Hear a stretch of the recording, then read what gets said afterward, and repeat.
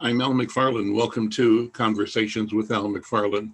Today we continue our daily series of conversations with community leaders, organization leads, neighbors in the community committed to being part of the state response to COVID-19. Uh, Through December 31st, every day, typically at noon, but today at 1 o'clock, we're connecting to have these conversations to let you get an idea of the thinking, the plans, the strategies, different sectors of our community bring to the community's response to COVID-19. We're all hopeful with the news of vaccines being available presently and to the general public in the weeks and months ahead, but we all have to pay attention to the need to stay the course in terms of the protocols right now, hand washing, wearing the mask, keeping social distances. And so we have these conversations with the idea of every day reviewing how different agencies, organizations, institutions bring that message forward with the hope of preserving life and health of the residents of Minnesota. I'm pleased today to have my friend and leader in the political and administrative realm of Minnesota life, Commissioner John Harrington. He's Commissioner of the Minnesota Department of Public Safety, appointed to that position in January 2019 by Governor Tim Walz. Prior to his appointment, he served as the Metro Transit Chief of Police for the Twin Cities area, overseeing a significant growth of the agency and increasing diversity of the department from 5 to 50%. In 1977, he joined the St. Paul Police Department as a patrol officer and worked his way up the chain of command.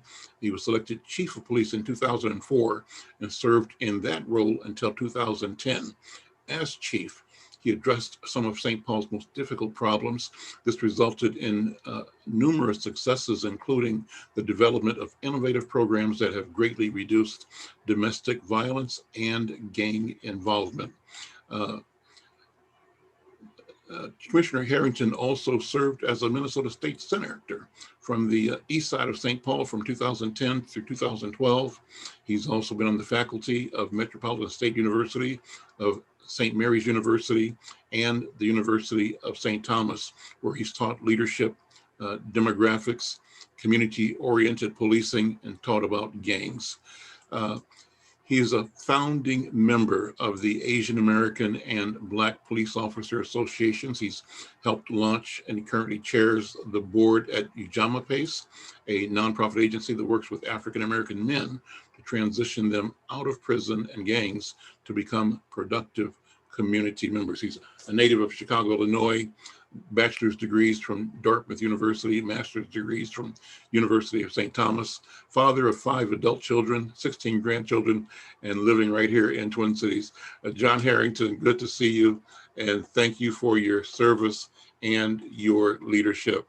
What is the Department of Public Safety's role in supporting our state's ability to navigate through COVID-19? First of all, I'm gonna send you a much shorter bio. I appreciate you going through all of that. And my running joke is apparently if you look at my last 12, 15 years of work, I can't hold a job. I just keep bouncing around here.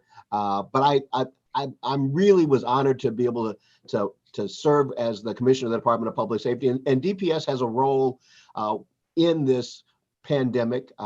While the primary role has been, if this is primarily be driven by the Department of Health and Jan Malcolm, DPS really has sort of the co-chair role with them because DPS, among its many different 14 departments, has the Homeland Security and Emergency Management Department. And so the SEOC, the State Emergency Operations Center, has been the hub of activity for everything from working with Commissioner Roberts Davis to get 8 million gloves or 10 million masks or 10,000 respirators and get those brought to the state, acquiring facilities to store them, working on the plan for how we were going to get enough refrigerators with the local hospitals and the local health systems to make sure that when the vaccine was shipped, we had refrigerators ready for them to be received by. We worked with them through that department on the security of making sure that the vaccine got from point A to point B. It's a very precious cargo. It's going to save just literally thousands and thousands of lives. And so we work very closely. And Joe Kelly is my director for that. And Joe has been he's been there every day, literally making sure whether it is we need to get masks up to Duluth or we need to get National Guard members down to Rochester to help out and anything in between. So we've been really actively involved in the day-to-day operations of the state's response to COVID. Beyond that, though, DPS has many other roles, and one of those roles that I think has been really important, it comes through a program or a department Kate Weeks runs called the Office of Justice Programming. Very few people have probably ever heard of OJP. I know you have because we have family and friends that work together in that department. But one of the things that the DPS was entrusted to do was we recognized that there were literally hundreds of community organizations that were serving those most vulnerable and most marginalized populations. We requested almost $9 million from COVID relief funds to be able to help support those nonprofit organizations. And OJP was the organization that we tasked for putting out the RFP, the request for proposal, getting those proposals in, reviewing those proposals, and then working out contracts so that literally within, since September, we've been able to push out almost $9 million in grants to groups like the Stair Step Foundation and the Santa Foundation and to Violence Free Minnesota and to Mincasa and many, many other organizations. And for those of you that know the state, you know that what I just said is absolutely unheard of. The idea that the state would push out $9 million in a matter of months is absolutely, it was breathtaking to watch. And more than that, it's been just incredibly gratifying to watch our partners out there using that funding to do outreach to youth, working with the homeless, working with battered women, working with kids who are missing school because of COVID. It has been just amazing to watch how those dollars have gotten pushed out, and they were pushed out not just in the metro area, they're pushed out statewide, but it was really amazing to watch them do that. Aside from pushing out the money and working on COVID, we've been working on trying to respond to crime problems that I think are directly related to COVID, frankly. A couple quick examples. One of the areas that we've seen in the last few days, and you may well have noticed this, was a helicopter hovering low over South Minneapolis. And the State Patrol has that helicopter, and we were there to support Hennepin County and Minneapolis in trying to reduce what looks to be a 250% increase in carjackings in that area. And that was a very successful program, made a lot of arrests, got a lot of guns off the street, in fact, got some ordnance off the street. So the Department of Public Safety is this very broadly mandated organization, whether it's the BCA or the State Patrol or Homeland Security, OJP, all of them have had their hands in working towards helping the citizens of the state of Minnesota survive, recover, and hopefully, when this is all said and done, thrive as we come out of COVID. Let's do this. I call you chief. I can call you commissioner. I can call you senator. You can call me John, too. I call you John. I call you friend. With all of those. But it's always appropriate to step back and let's give people public safety 101. Your department, as you described, is big and people don't realize the scope of it.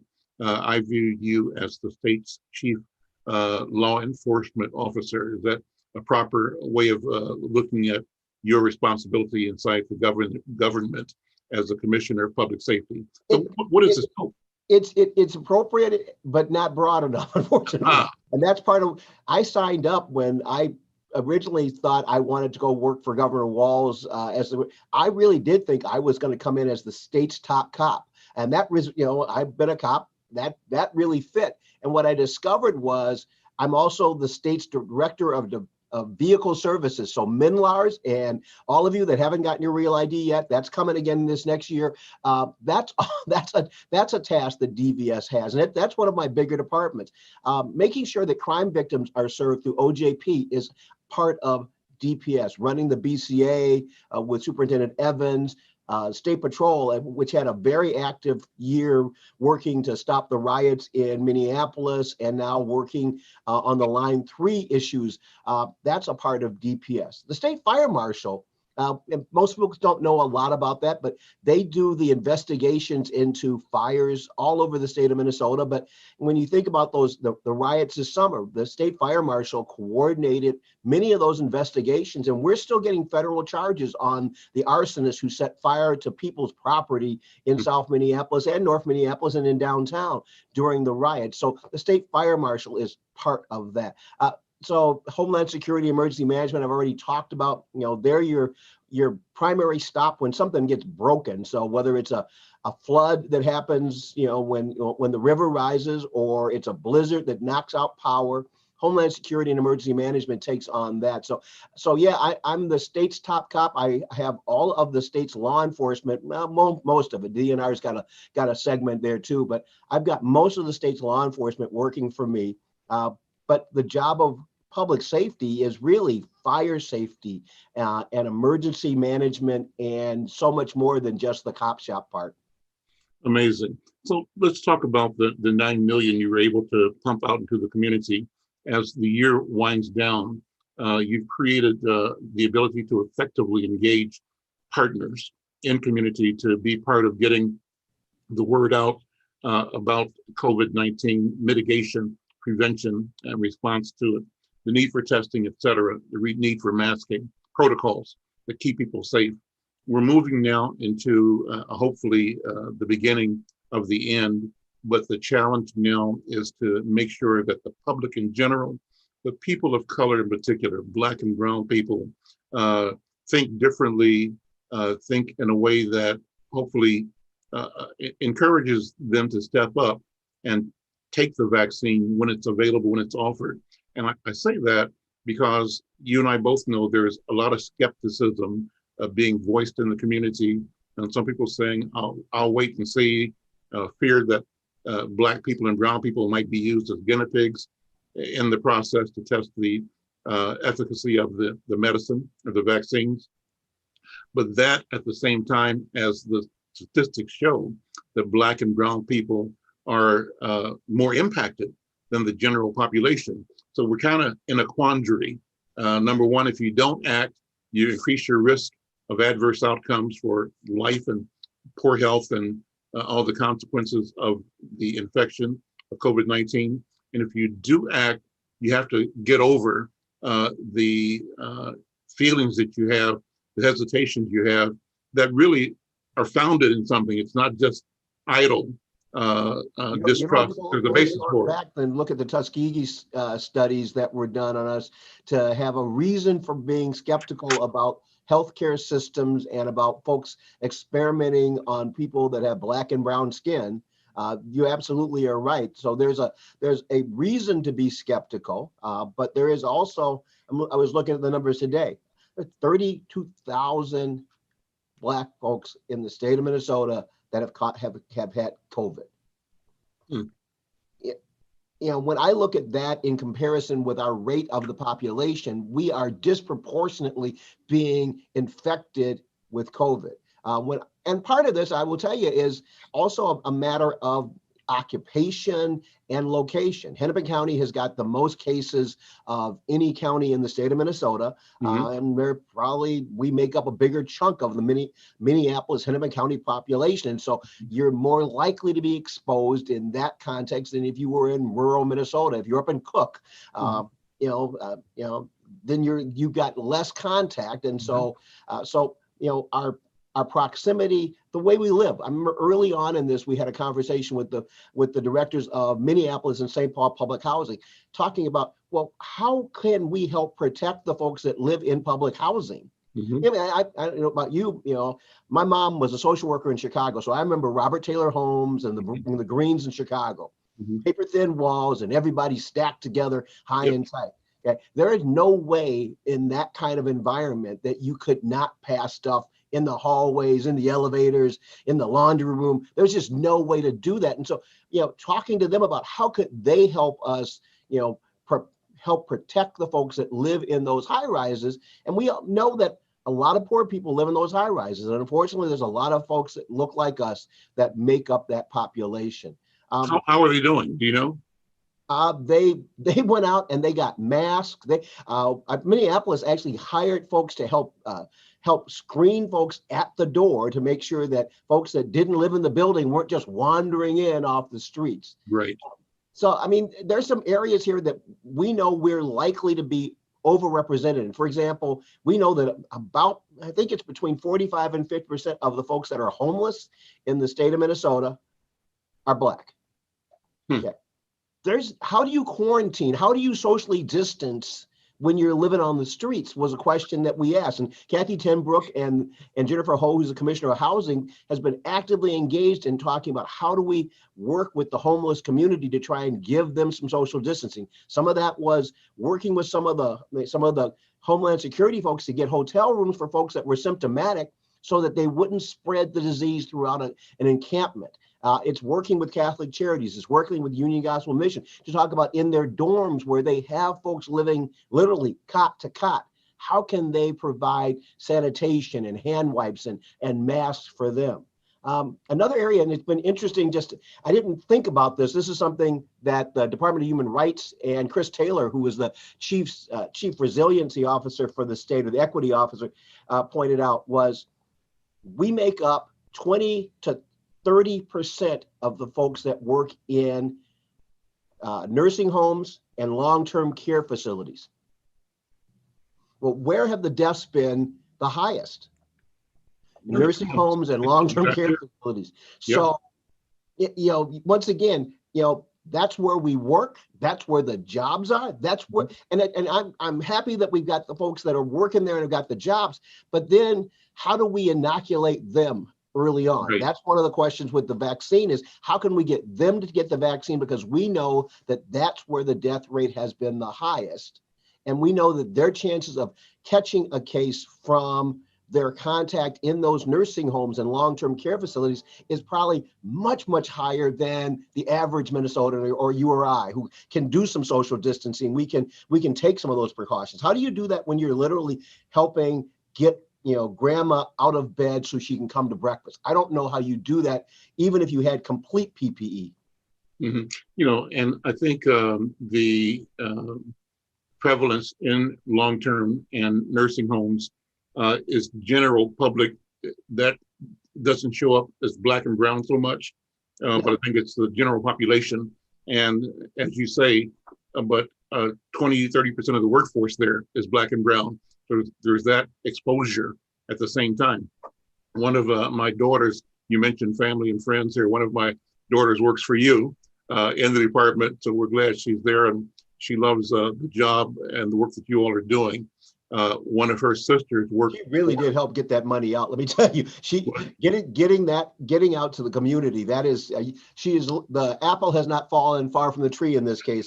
She does know how to communicate effectively. So. Well, she loves the work and is really pleased and proud to be part of your team and to work for the state. So thank you for having her on your team. And obviously, we both expect she'll be a stellar performer. And that runs in the family, I hope.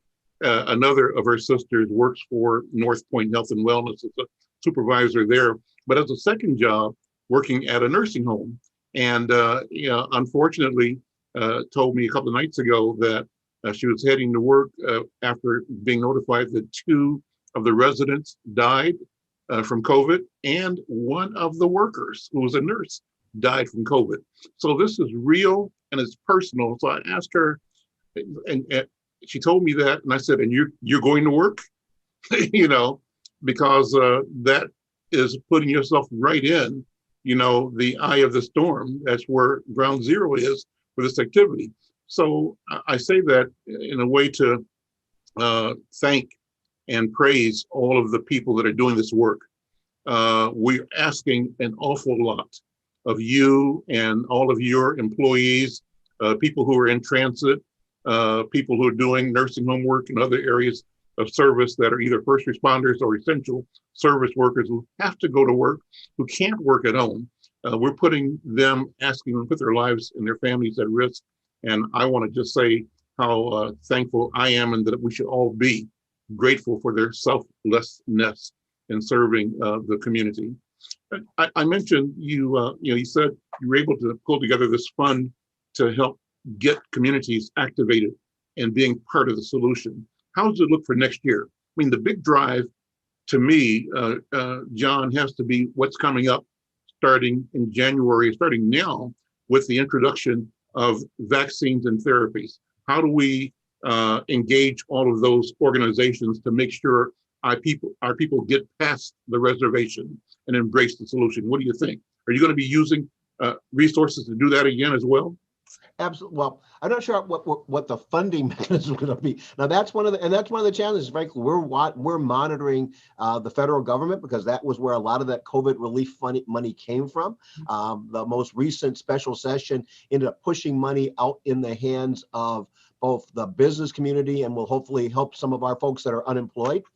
So both of those things are important. But I can tell you that as we were planning for the vaccine's arrival, part of the planning was to think about what is the communication plan for getting people both aware and receptive.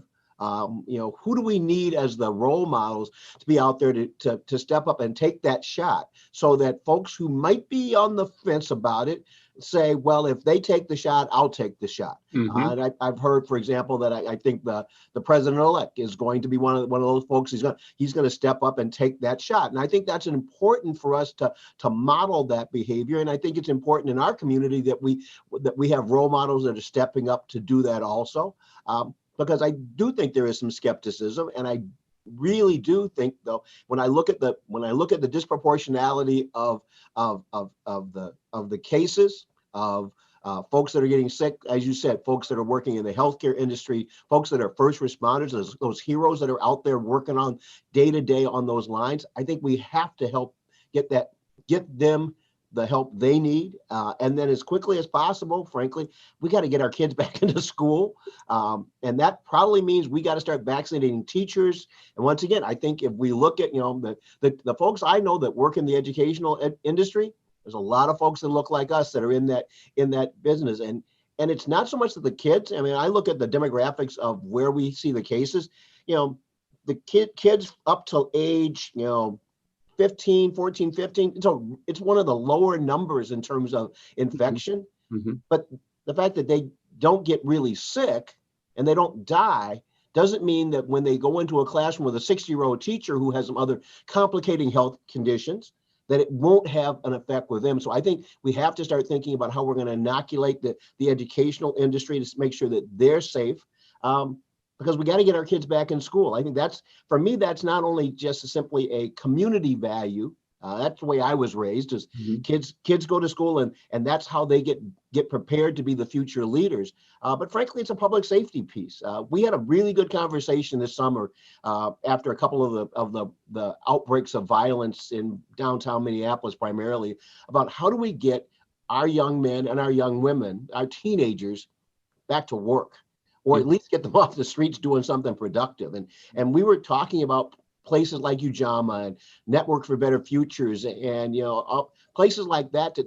How do we get them back into places where when we come out of this, they are educated and they are well prepared to take their place in the workplace or moving on into higher education. And there is a place for them. Right now, there's no place for them. And that's part of the problem, is that they've been looked at as surplus and left to fend for themselves as surplus. They've internalized that perception and then become renegades of mind and see themselves operating against the machine or against the establishment.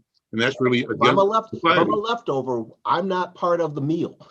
Yeah. And we got to get them back into thinking they are part of the plan. Yeah. I think that was one of the things folks like Santa and Stair Step were helping us do, was to try and get those kids, give them a place to be. I worked with Bruce Corey last Saturday with kids from all over the state who are talking, they're having serious policy discussions about how do they help impact homelessness and how do they impact stigma in the mental health folk, and how do we impact overdoses, which are up substantially. I think we're up about 30% on overdoses in the Twin Cities area. All of those are things that our young people they're going to have to confront probably as quickly and as purposefully as can happen, because you and I are at a different stage of our development. I don't know that I'm ever going to be in a squad car again, rolling on a domestic or rolling to somebody that's overdosed in a park. But I've got to have young people that are stepping into that role, right, whether they're joining as firefighters or medics or frankly, I need them to start stepping in as police officers, as peace officers, to help us keep the peace in our communities. John Harrington, thank you so much for taking this time. Last question. You mentioned, the challenge of crime and youth violence. You mentioned specifically this epidemic of carjackings in South Minneapolis. What's the correlation? What's the between the COVID-19 pandemic and what I've called the pandemic of 1619? And that's a question of the consequence of enslavement of African descended people, but also all of that brought to a head with the George Floyd incident over the summer, the riots that follows that. How does all this come together, both as creating a super problem, but also creating the opportunity for lasting transformative solutions? What do you think?